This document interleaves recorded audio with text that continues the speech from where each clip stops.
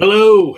Uh, I'd like to first test that everyone can hear me. So if somebody in the YouTube comments could chat that you could hear us and you're seeing this okay, that would be wonderful.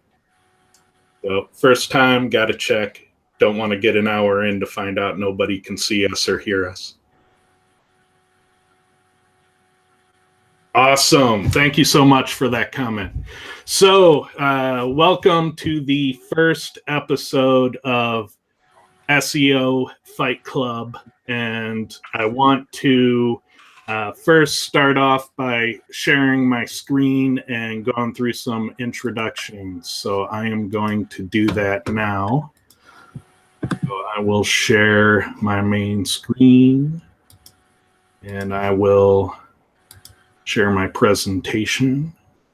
And so this is SEO Fight Club episode 1, like I said. And I want to introduce myself. I'm Ted Kubitis. I have over 17 years of SEO experience. I have over 20 years of web development and software development experience. Kyle, why don't you introduce yourself? Sure. My name is Kyle Roof. I'm the lead SEO for High Voltage SEO. We're a boutique SEO agency with offices in Phoenix, Berlin, and Melbourne. We do all types of SEO from local to national to international to everything in between. I'm also the co-creator and math behind Page Optimizer Pro, which is an on-page evaluation tool. I speak at a lot of SEO conferences, and I'm also the lead tester for SIA, which is a testing group which has over 200 SEO professionals in it, and it's dedicated to running tests on Google's algorithm. All right, Clint, how about you? My name is Clint Butler. I'm the head of SEO over at Over the Top SEO. I also own my own agency, Digital Lear. I've been doing SEO since 2009, and I focus primarily on page and the technical SEO. I think I'm pretty good at link building. I speak at SEO Rockstars and getting ready to speak again at another conference in Phoenix in April. All right, and before we get to today's topic bomb, I want to ask Clint about SEO this week, because here's my take on SEO this week. Like, I am like every other SEO, I'll spend about an hour a day going through all the news headlines and trying to figure out what news is real news. And, doing this every day, that's like 5 hours a week. That's like 20 hours a month. And when Clint started doing SEO this week, I realized I could get those 20 hours back. Because here's an expert SEO that will filter through all the articles and tell you about the 6 or 7 that you really need to know about each week. And 20 hours a month is a lot of hours to reclaim. So this, in my mind, this is a huge SEO life hack into, getting most of those hours back. So Clint, can you tell us a little bit about this program you have? I was doing the same thing you were. I was reading all that content and going through stuff every day. And I figured, why not turn this into something usable? So I created SEO this week. It's on YouTube. We have the live show, and then I'll be updating iTunes as well. I'm already an approved podcast over there. I have episodes already over there and a nice reach. So, but basically, what I do is I just go through and, just like you said, I read what is going on, who's releasing information. I find it a good learning tool and keeping updated on the industry, but it's also a great place to find test ideas and new things that you want to try for your business. And I figured since I was doing it, I could help people, like you, Ted, or Kyle, or some of the viewers, and just kind of decipher it and say, here's my opinion on what this is or what it means or how to apply it. And save yourself a little bit of time reading the 50 or 60 people that just put out the same regurgitated crap over and over again. So hopefully that's what SEO this week brings. Well, I think it's an awesome resource. It saves me a huge amount of time because you filter out a lot of crap to get to those nuggets. And having done that for so long, I understand what kind of investment you're putting into that. And that's awesome. Yeah, it's, I had the episode yesterday and I've already started this stuff for next week. And I've already got 133 posts that I have to go filter through. So that just kind of give you a little bit of insight and stuff that I go through to put one of those together. Awesome. Well, thank you for offering that free service. So I love it. My pleasure. I enjoy it. Hey, Kyle, any opinions on SEO this week? I subscribe to very few podcasts, and it's one of the few that I listen to on a regular basis. Yeah. Like Clint was just saying, going through 130 articles is ridiculous. Clint takes it down to, what do you think, 6 to 10 or so? 6 to 10. Yeah.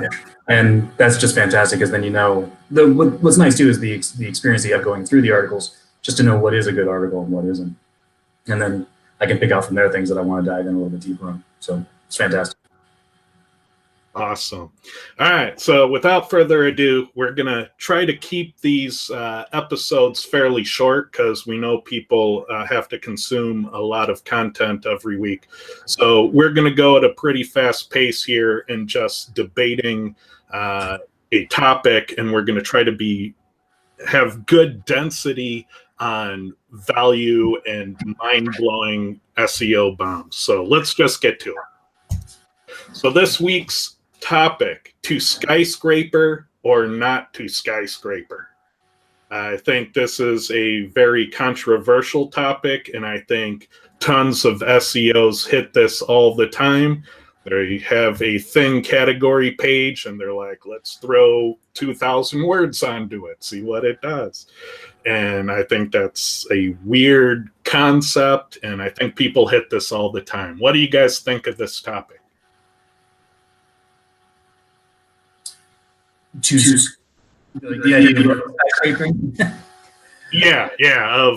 you have to do an absolutely huge long form content piece, or can you go shorter in your content?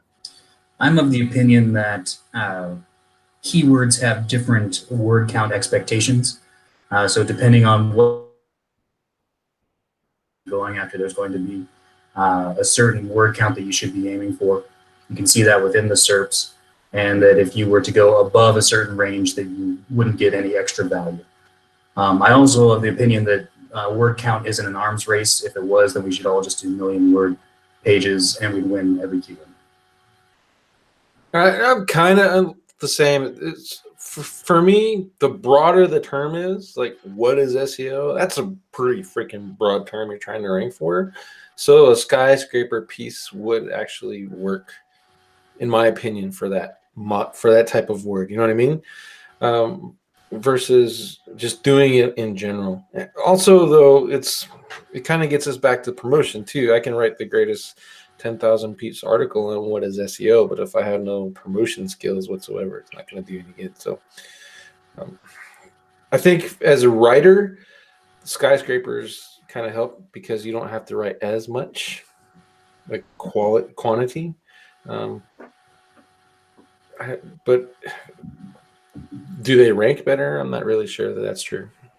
Well, I have some test data. I created over 75 test cases where we went from 1% keyword density all the way up to 75% keyword density. And then in the middle of those test cases, I also added match count, the skyscraper form, where I went all the way up to 7,000 exact matches on page. But the key is I kept all of the skyscraper ones at the exact same keyword density. So let me show you the correlation data. So these are all of the test cases. So the 75% all the way up to, and the match count ones all the way up to 7,000 matches and tens of thousands of words on page. And so very quickly, what we measured in the data is that keyword density appears to matter. And in the past, I've been very vocal about keyword density, and I think it's important that people doing tests, they like issue corrections when they make mistakes. And I used to express a lot of doubt in keyword density. And it turns out I was wrong. But the reason I was expressing that doubt was over optimization. People kept saying, well, if you go above 4% keyword density, the algorithm's going to penalize you. And it turns out that I was right about my skepticism and over optimization, but I was wrong about my stance on keyword density. It really appears that keyword density is the thing, even more so than match count and word count. But I may have been right that being constantly paranoid about going over 4% keyword density is ridiculous, considering Google did index my 75% keyword density test pages, and Google indexed my 7,000 keyword match pages. And the largest I've been able to measure out in the field for real keywords with volume was 64% keyword density. That was a LinkedIn page about lawyers. But it does not appear that Google algorithmically penalizes these things. Now, manually, that's a different case. And the court of public opinion, you might scare away your customers if you do these things. So again, we go back to the boilerplate on our website. Do not do ridiculous things and expect victory. You have to test and be cautious. And I would suggest that this data says that you should try to be 1% more dense in keyword density than your competitors. What do you think of this data and those statements? Kyle? Well, when I look at this, this seems to show me that for this particular keyword, Google likes about 50% density. So then when you're looking at 1 through basically the first 2 pages, those that are about 50% density are then within range, and then it drops off to the ones that are then under 25%, the 17 and below. So it seems what this appears to show me is that for this particular keyword, as you put it in, that Google found the range it likes. But 50% keyword density is absurd. It stops being English at about 20%. Sure, I mean that I think would be a fault in the algorithm. But when you put in this many test pages with this type of density, what the algorithm has done is it's decided, okay, this is what's appropriate for this particular keyword. Well, what I find interesting, so let's look at the data from another view. So here's the top of the leaderboard of the test cases. And what we see when we eyeball it is it starts to trail off at around number 20 in the results, but it's doing so in a somewhat predictable pattern. So, you know, we get our 50 pluses up here, but now we're down in our 20 pluses. And down here in the 10% range, we start seeing our Skyscraper entries. That's 7,000 matches, the 6,000 matches. And guess what? I made all of those to have around a 10% keyword density. And they all slot in around where 10% should be. Define how you're calling that a skyscraper by saying that it's 7,000 keyword matches. Oh, just long form, just a huge amount of content. So answering as many questions as you can in a keyword contextual kind of way. How many words are on that page, for example, with 7? Tens of thousands of words with thousands of matches. Okay. And the match, for everyone who probably doesn't follow core, is the exact keyword, right? So yeah, in this test, it's the exact keyword. And all of these density ones above it are 500 to 1,000 words with varying keyword density. So this is much less content overall, outranking a whole lot of content with a whole lot more matches. So if match count was the thing over keyword density, I would expect these match counts to all be at the top. how are you measuring keyword density? Because that's a constant argument among SEOs, is the formula to determine what keyword density really is. Yeah, I'm doing a clean keyword density, which I believe most people think of when they think of a keyword density, and that is we don't include the head block, we don't include comments, scripts, and style sheets. We delete out all the HTML tags, and of the content text that's left over after you strip out all that stuff, then I count the matches in that text to calculate the density and the word count. So on these ones with the different density, 51% density, 46% density, 62%, there's a different number of total words on that page as well. Is that randomized? Is that what you're saying? Yeah, because it's not randomized. The way these density tests were created was we started with a 500-word article and we added matches until we got the exact density we're testing. So all of these will be more than 500, but less than 1,000. Okay. Do you create this test? Are you using the fake keyword stuff like Kyle taught, or did you find an actual keyword to try it out? I use an artificial keyword. I do not use Latin like in Kyle's famous experiment. I use a different method of using random English that isn't contextual keywords. So they're English words that are very common but void of context. How many pages are in this test? There are slightly over 100 tests in the full leaderboards. There are 75, so I did a page for 1% all the way up to 75%, and then I went from 100 keyword matches all the way up to 7,000 keyword matches. And are all these pages on the same domain? Yes. Okay. When you said that you suggest you go over 1% over what the norm is for your keyword, how did you come up with that number? Is it just more than everyone else's, or is it? Yeah, I figure that what you probably want to be is 1% more than your higher ranking competition.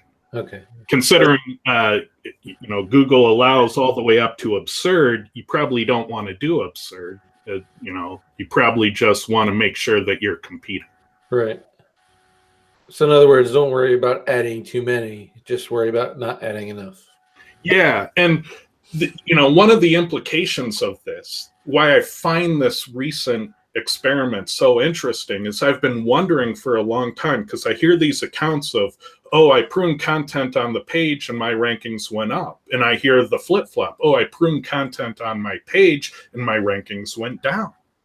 And I don't think either of these cases are lies or people fooling themselves. I think these are real world accountings of behaviors people get from Google. And so I constantly look for what would explain that. Why would people do the same action and get different outcomes?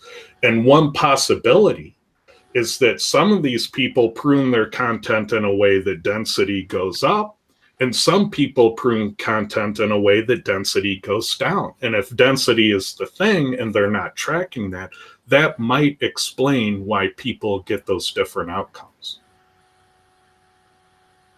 Any thoughts on pruning over optimizations? Well, there are plenty of examples of people pruning and going up. What I think leading towards what you're talking about is if people prune and their keyword density also goes down, that's probably what you're seeing here. As I look at these numbers, with the exception of 14, 1 through 17 are tight. 1 through 16 are tightly backed, very tightly backed. I think what you're seeing is that that's kind of the range then that Google is going for this particular keyword. Of the artificial environment that you created, that's then the established range. Well, there's that one kind of outlier, I guess it would be that number 14, which is 29%. The rest of it like right there. The rest of them are all right there in that same bracket. What's interesting? When you're talking about 1% up or 1% down, would you say 1% above the top number, 75%? Well, I would look at the competitors, and if the websites ranking above you are all in a range, I'd try to be in that range, and I might want to be 1% more just to see what that does. I would be tempted to do that.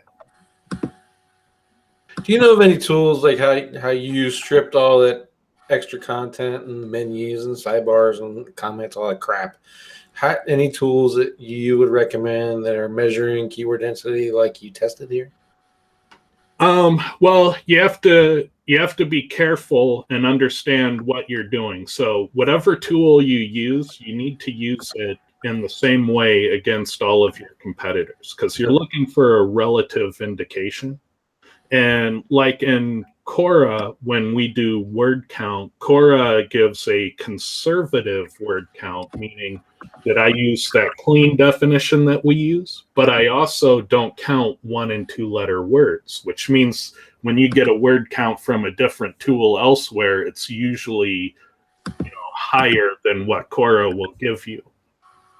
So I think it's important that you understand the components of how you calculate your word count, how you calculate your match count, and ultimately how your density is calculated, and that you make sure that you use that definition consistently when you compare yourself to other websites. Okay. So don't go to one tool, basically. Don't go to one tool and then go find another tool and then go find another tool. And yeah. And when somebody tells you, hey, you should never, ever go above 4% keyword density, your first question should be, how exactly did you calculate that? Yeah. Okay.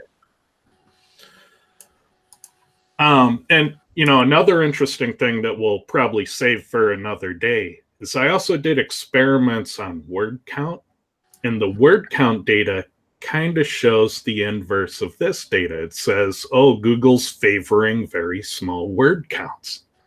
And the reason I think that might be happening in that other experiment is that it just might be a reflection of density, because the smaller your word count and you have one keyword on each of those test pages, that means the smaller word counts have better density.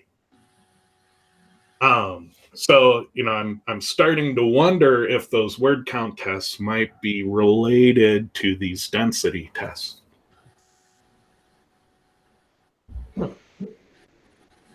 So it makes sense that it could be related, that you could see a correlation. It should be easy to look at, don't you think? Yeah. So do you guys have any other thoughts to add to this debate? What should people do to play it safe and to find out if this might help them? How could somebody test this themselves in a safe way and kind of get to an answer? Well, similar to what you've done, you can put up these pages. These are pretty easy tests to run. What was the first number? 50%? 51. Yeah, if you need the data, Kyle, leaderboard. Every other word is your keyword. Well, I injected randomly into the content. So that's not necessarily just okay. So it could be every other word or each word or whatever. Yeah, could be 75 in a row. Okay. Ted, I just ran the first 10 through a little standard deviation calculation, and it comes out to 9.4. I've always talked about you really don't, whatever the average is, you don't want to go above 2x, and that's probably the same with below. So that 2x is of that, just as that quick crunch, is just shy of that 75%. So as I said, I really think you've kind of found whatever the zone is for this artificial environment. It's right about that 51%. And then if you were to take 20% down, that's about 30%. And that's not too far away from where you start to get the drop off. So like a 2.5x kind of up or down is probably what would be considered over and what's probably considered under here. You can't see the over because you don't have an over above that, but you do have the under, and that's where the drop off starts right there, 17. That's how I'm reading this. So, but given your analysis of that page one, would you recommend that people be 1% over? I would think that you could go somewhere around that 2x standard deviation over, so you could probably take the 51 and add about 18 to 20 to that, and you're probably in a okay spot. So around 70% in this environment would be okay. So what I think people should understand from that is Kyle is saying you need to measure what's going on your page one, and you probably want to be a little bit higher, but not a lot higher. That's right. But the standard deviation numbers are pretty easy to figure once you've got all that data, and you can see what a pretty safe zone is for kind of going that over. So not just an arbitrary 1% even, or whatever, a little bit higher, but I think you could figure out what the standard deviation is just on a simple calculator, standard deviation calculator, and then that would give you the zone of what you might want to go above in order then to have a little more optimization. Yeah, I could be down with that. That sounds reasonable. So those of us that aren't math nerds, how do we figure that out? So what I did is just you do a quick search, standard deviation calculator. I don't know how the chat works in these things because I don't see if anybody's actually chatting. Let me stop sharing for a minute, and I will go look at the questions on chat. I'm monitoring them. There's a couple in there, But if you just do a search standard deviation calculator, the first one that comes up is the one that I always use. You just put the numbers in a row. So I just put the first 10 in, and then you just click go, and it gives you. And so for the top 10, the standard deviation is 9.44. So then you would take that 51% and then add 9 to it, and then that's what you're gonna go for. Well, I would actually probably what's a safe zone I would think would be somewhere 2x that. Is probably the top of what I would feel comfortable doing. So 18. Yeah. 18. Because you knew that high was 75, so you say 18, which is 69. 69% is where you would target. Yeah, in this environment. Okay. That's a number that I'd feel safe with doing as far as going up. But then I think you also see it as a going down. You can see it I don't think it's a coincidence that it all drops off at that same number, right at that 16, 17 mark. Do you have 69% in your tests, Ted? Where is that? What position did that land at? I do. 1 second. You can see if Kyle's full of shit. You can see the whole block. You can see where it's the at. Last page. It's the worst performing page. Yeah. I'm just saying, if you have to decide what you want to go over that number, that's the range I'd feel comfortable doing. Yeah, 1 second. I got to go back to the source document because you can see that going to 75 isn't the be all to end all because that's in the 8 spot. Yeah. Well, see, I look at keyword density kind of in a flash. So I use SERPworks, and however he's measuring it, and it stops at 1 almost. And I see some 2s and 3s, but occasionally, but for the most part, it's 0.90% is what they have. So using that standard deviation that you're talking about in the real world, I would add those 0.90% all the way up together, and then it would tell me probably 1. 1 or 2. That's exactly right. Right.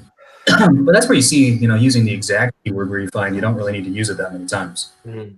That, and then when you count what Quora calls match words or variations of it, that's where you have to do a lot of your optimization. Right. Yeah. 69 is currently outside of the 40 slots Google gives for all of the test pages. And so this is a topic, an advanced topic for another day. Google will often, even for a keyword like Google, there will be millions of pages, but Google will only allow about 500 slots in the search results. And so what we tend to see in that is that Google will allow pages outside of those 500 slots to timeshare somewhere in the search results. And we're still trying to understand this behavior. And 69 right now is outside of the search results waiting for its timeshare time. Which brings to light, how complicated doing a test like Ted and Kyle do. I don't even mess with some of the stuff that these guys do because it's just, above me, and I wouldn't even have thought of that it's Google, essentially filtering out all the other pages, saying this is enough, this is all I'm going to show for this, and you can get bent. So I was just figured, hey, they're just not indexed, but in reality it's Google saying, yeah, they're there, but they're not worthy. So one of the questions in the panel is what keyword density tools do we all use? I already talked about SERPworks. Ted, do you have a preferred one you like to use? Well, I use Cora. I even have a full report in the Cora output dedicated to keyword density. So I'm researching it pretty heavily with my own tool set. Yeah, that's what happens when you're a genius. Kyle, you have a favorite? With these things, I like to look at it per signal. So I'm more than anything leaning towards term frequency with the signal, and then I'll kind of fudge the math with doing a word count for like things like in the paragraph text to get a particular density. That's a whole nother conversation too, getting Kyle on that term frequency discussion. That looks like that's it for questions about that topic in the thing, just so you know. Awesome. So we'll wrap it up here. I know we are initially trying to keep it to 15 minutes. It ran to 40 minutes. Let us know in the comments if you like the length or if it's too long. We're happy to try and make it shorter, but sometimes we just got to debate things through. We started like 7 minutes late. I think we're only on about 30 minutes. Yeah. So yeah, let us know if you like the show. Let us know if you want different topics. Let us know. It's your show too. Thanks so much. Thanks, everyone. See ya.